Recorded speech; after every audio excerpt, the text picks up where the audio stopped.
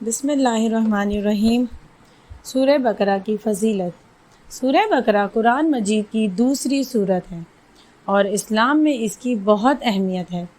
یہ قرآن مجید کی سب سے طویل سورت ہے جو 286 آیات پر مشتمل ہے۔ اس سورت میں مختلف موضوعات کا احاطہ کیا گیا ہے جن میں مختلف انبیاء کی کہانیاں، ذاتی اور فرقہ وارانہ معاملات کے لیے رہنمائی اور مسلمانوں کے لیے قانونی اصول شامل ہیں۔ سورہ بقرہ کی تلاوت سے وابستہ چند فضائل اور فوائد درج ذیل ہیں۔ شیطان سے حفاظت۔ رسول اللہ صلی اللہ علیہ وآلہ وسلم نے فرمایا، اپنے گھروں کو قبروں کی مانند نہ بناؤ، کیونکہ شیطان اس گھر سے بھاگ جاتا ہے جس میں سورہ بقرہ پڑھی جاتی ہے۔ گھر میں برکتیں۔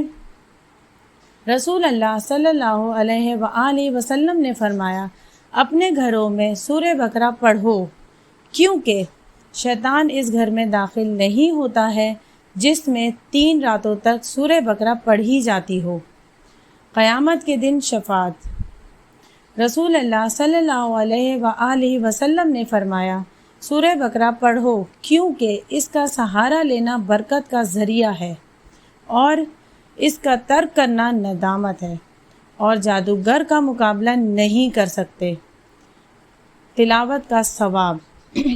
رسول اللہ صلی اللہ علیہ وآلہ وسلم نے فرمایا، جو شخص رات کو سورہ بقرہ کے آخر میں دونوں آیات کی تلاوت کرے گا تو اس کے لیے یہ دونوں آیات کافی ہوں گی۔